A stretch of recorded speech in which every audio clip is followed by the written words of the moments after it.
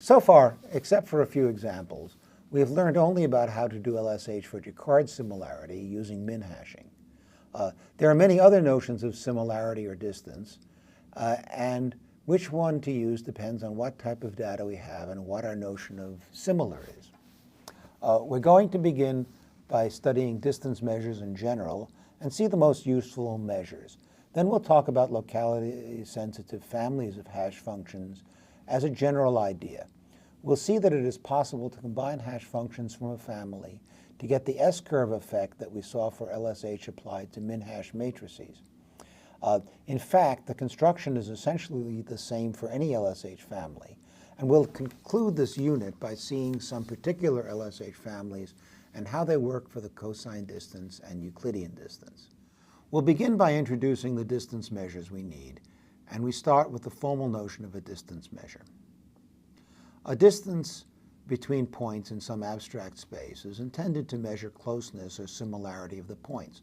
The lower the distance, the closer the points, and the more similar they are. Notice that Jaccard similarity is the opposite of what we mean by distance. Jaccard similarity is higher for similar sets than for dissimilar sets, while a distance measure would have their distance be lower. It turns out that 1 minus the Jaccard similarity is a suitable distance measure. To start, we see two different kinds of distance measures, Euclidean and non-Euclidean.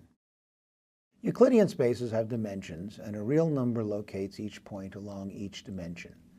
The ordinary 2- or 3-dimensional Euclidean spaces are the most common examples, but Euclidean spaces can have any number of dimensions. For example, a 1-dimensional Euclidean space is a straight line infinite in both directions. An important property of Euclidean spaces is that they are dense. That is, given any 2 points, you can find their average, and it will be a point in the space. We'll see some examples shortly where there is no reasonable notion of the average of points in a space. That can be a problem in certain situations. For example, if you're trying to cluster points and you want to represent a cluster by a single typical point, it's nice to be able to take the average of the points in the cluster. But you can't always do that for non-Euclidean spaces. There are many notions of distance between points in a Euclidean space. The best known one is often referred to as the Euclidean distance, where you sum the squares of the distances between the points along each dimension, and then take the square root of the sum. However, we shall see that there are many different distance measures that also work for any Euclidean space. We shall often refer to any of these as a Euclidean distance. So what about other spaces and other distance measures? There are many of these as well, but a non-Euclidean distance is based on something other than the location of points in a space. A distance measure is a function from pairs of points to in some space to real numbers. This function has to satisfy 4 important properties. First, it never has a negative value, although the value can be 0. But the value of a distance measure can be 0 under only one condition, that the 2 points to which it is applied are actually the same point. Moreover, whenever applied to the same point, x as both arguments, the value must be 0. The distance is symmetric. That is, the distance from x to y is the same as the distance from y to x. And most importantly, the function must satisfy the triangle inequality. That is, the distance from x to y cannot be greater than the sum of the distance going first from x to some other point z, and then from z to y. We often see this idea in the observation that one side of a triangle cannot be longer than the sum of the lengths of the other 2 sides. The most common Euclidean distance is the L2 norm, which is the square root of the sum of the squares of the distances between the 2 points x and y, measured in each dimension. Another common choice for Euclidean distance is the L1 norm, or Manhattan distance. If you've ever visited Manhattan in New York, you know that the streets are laid out in a grid. You can't walk directly between points, and you need to first walk in one direction or dimension, say north-south, and then in the other direction, say east-west. As a result, the L1 norm between points x and y is the sum of the distances between x and y along each dimension. Here's an example of 2 points, A and B, in the two-dimensional Euclidean space. A is the point 5, 5, and B is 9, 8. The difference between A and B in the horizontal dimension is 4, and in the vertical direction it is 3. Thus, the L1 norm or Manhattan distance between A and B is 4 plus 3, which is 7. On the other hand, the L2 norm is computed as follows. We take the square of the distances 4 and 3 in each dimension, square them, and sum them. That's that. And finally, we take the square root. Since 4 squared is 16, 3 squared is 9, the sum is 25. The square root of that is 5. Here's another interesting Euclidean distance measure called the L infinity norm. Here the distance between 2 points x and y is the largest of the distance between x and y in any of the dimensions of the space. In fact, we can define the L sub r norm for any real number r. You compute this norm by taking the sum of the rth powers of the differences of the 2 points along each of the dimensions, and then taking the rth root of the sum. Notice that this definition is consistent with the definitions we gave for r equals 1 and r equals 2 before, and it's also consistent with the notion of an L infinity norm, because as r gets larger and larger, raising numbers to the rth power causes the largest of them to dominate the sum, and all other rth powers become negligible. Then, when you take the rth root of this sum, you essentially are taking the rth root of the rth power of the largest, which gives you back essentially just the largest of the differences. Now let's introduce the cast of characters for the non-Euclidean distances. First, the Jacquard distance, as we mentioned, is just 1 minus the Jacquard similarity. We have to use 1 minus, so identical sets have distance 0, and sets with no intersection have distance 1, which in this case is the greatest possible distance. And in this corner, the cosine distance. This distance requires points to be vectors. If the vectors have real numbers as components, then they are essentially points in a Euclidean space. But the vectors could, say, have integer components, in which case the space is not Euclidean. But either way, the cosine distance is the angle between the vectors. It's called the cosine distance because, as we shall see, it is generally easiest to compute the cosine of the angle between the vectors and then use the cosine to figure out the actual angle. The edit distance applies to points that are character strings. The edit distance between two strings is the minimum number of inserts and deletes needed to transform one of the strings into the other. There are some other notions of edit distance as well. For example, sometimes we allow a mutation as one edit, where a mutation changes one character to another. For example, ABC could become ADC in one edit. Without mutations, we would have to make two edits to make this change. First, we would delete the old character B, and then second, insert the new character D. So we would go A to B, C to A, C, and then finally to ADC in 2 steps.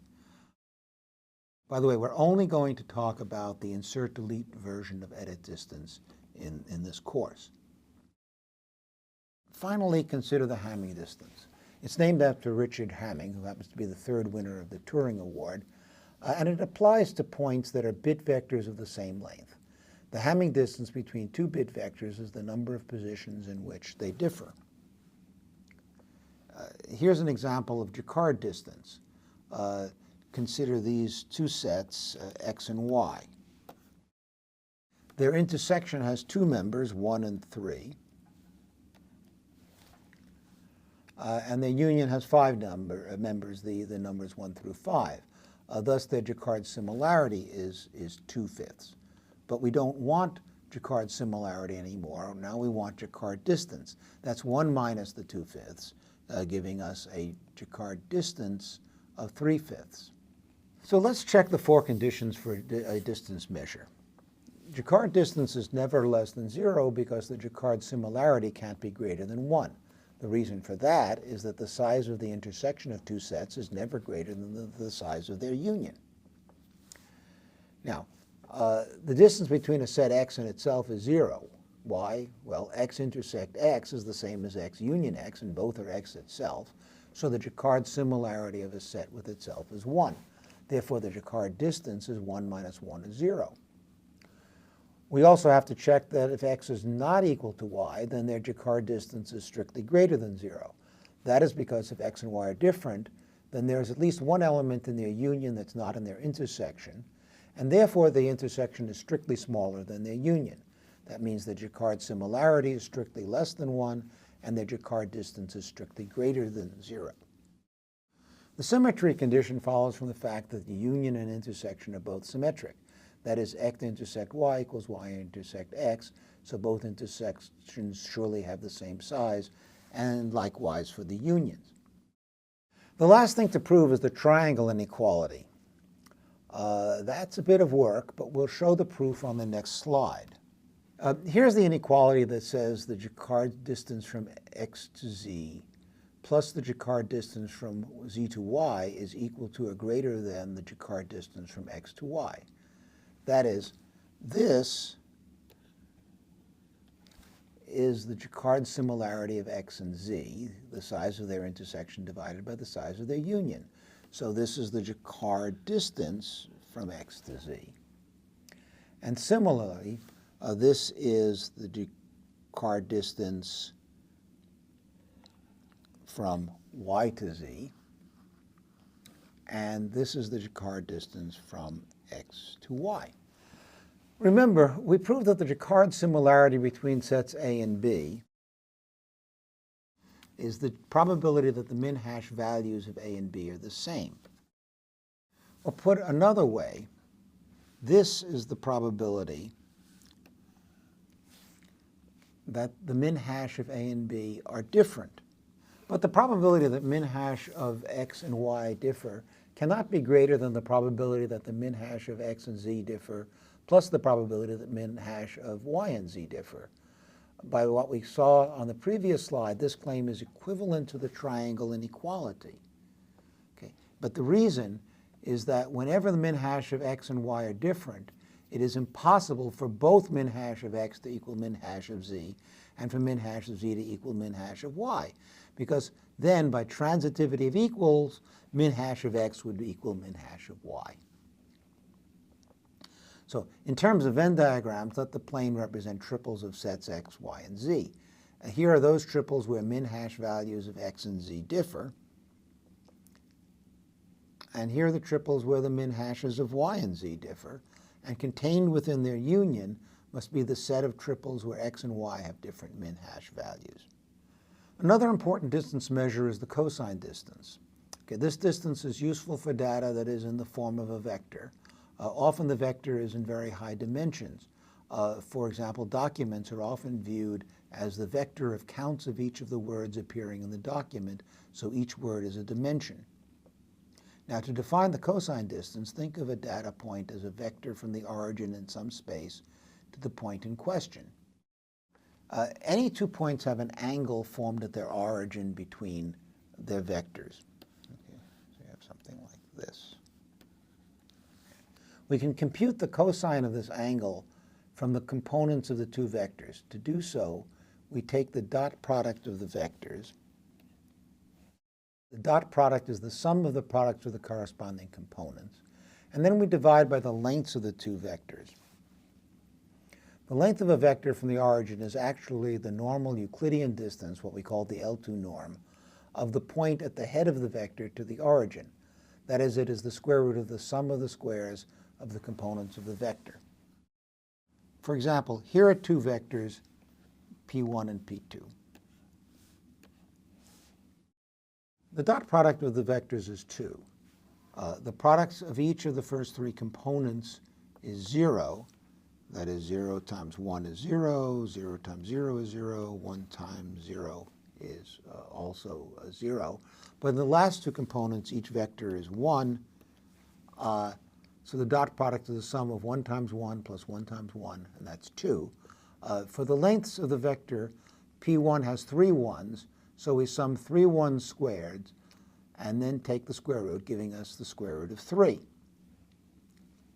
P2 also has 3 1s and 2 zeros as components, so its length is the same square root of 3. Thus, the cosine of the angle between P1 and P2 is 2, the dot product, that is divided by the product of the two vector lengths. Each of those lengths is the square root of 3, so their product is 3, and the cosine of the angle is 2/3. If you look that up in a table of cosines, you'll find that this angle is about 48 degrees.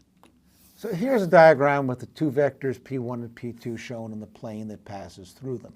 No matter how many dimensions the vectors have, any two lines that intersect, and P1 and P2 do intersect at the origin, they'll form a plane. I'm not going to do the math, but if you project P1 onto P2, as we have done here, the length of the projection is the dot product divided by the length of P2. Then the cosine of the angle between them is the ratio of adjacent over hypotenuse,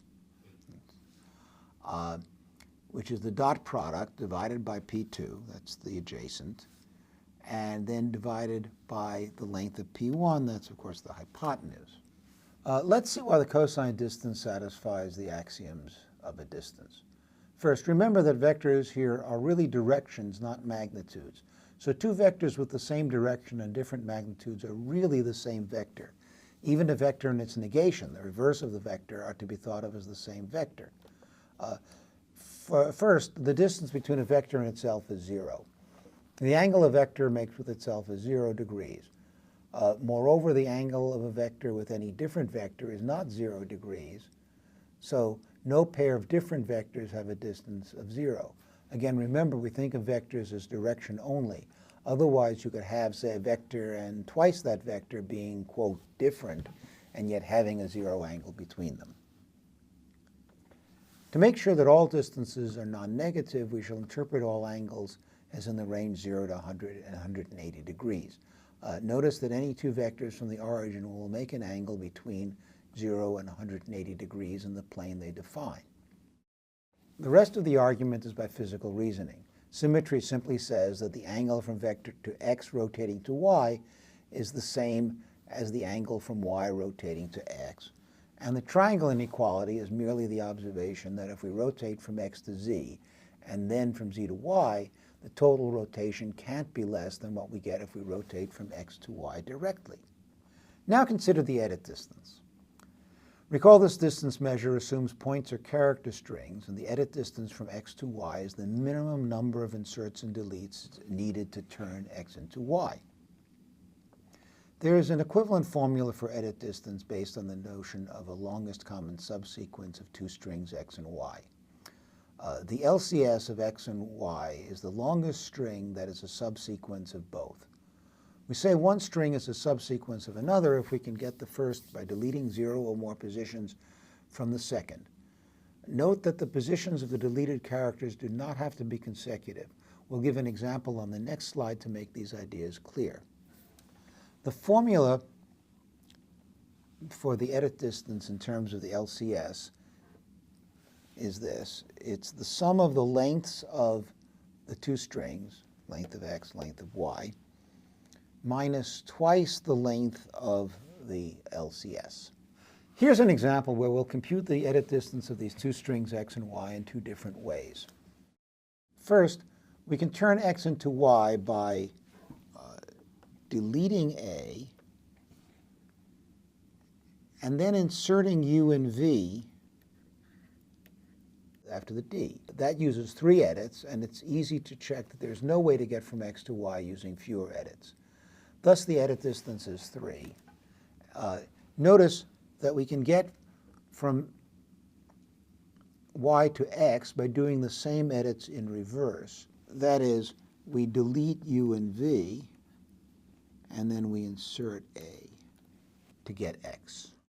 In general, a pair of strings can have several different LCSs of the same length. In this case, there's only one, B, C, D, E. It is obtained from x by deleting the first position containing a, and it is obtained from y by deleting the fourth and fifth positions containing u and v. And to verify that the formula relating edit distance to the LCS holds in this case, the sum of the lengths of the two strings is 5 plus 6, or 11, and the LCS has a length of 4. But 11 minus twice 4 is 3, which is indeed the edit distance. We can check that edit distance also satisfies the requirements to be considered a distance measure. First of all, the edit distance from a string x to itself is surely 0 because 0 edits suffice. Moreover, if x and y are different, at least one edit is required to change one to the other, so no other distances are 0. And there's no way for there to be a negative number of edits, so surely there are no negative edit distances. Symmetry holds because given any sequence of inserts and deletes, say taking string x to string y, we can reverse that sequence and replace the deletion of a character c by the insertion of c, and replace the insertion of c by a deletion. We saw an example of this transformation on the previous slide. And the triangle inequality holds for the following reason. One way to transform x to y is first to transform x to z and then z to y. The minimum number of edits needed to make those transformations is the sum of the edit distances from x to z and from z to y. But this sequence of edits is one of the possible ways to transform x to y, so the total number of edits is at least the edit distance from x to y. And next on our list is the Hamming distance. Recall the Hamming distance is the number of positions in which two bit vectors of the same length differ. So for example, the Hamming distance between p1 and p2 is 2 because they differ in the third and fourth positions. That is, here there's 1, 0, there's 0, 1. Other than that, they are the same. The argument about why Hamming distance is also a distance measure is quite the same as what we've seen before. The Hamming distance between a string and itself is 0 because surely the string differs in 0 positions. On the other hand, the Hamming distance between different strings cannot be 0 because they differ in at least one position. And there can't be a negative Hamming distance because you can't talk about strings differing in a negative number of positions. Symmetry of Hamming distance follows from the notion that the relationship different from on bits is symmetric. That is, A is different from B if and only if B is different from A. And the triangle inequality argument is very much like what we saw for edit distance. One way to change bit string x to y by flipping bits is first to flip bits to turn x to z, and then flip bits to turn z to y. The sum of these two numbers of flips cannot be less than the number of bits you have to flip to turn x to y directly.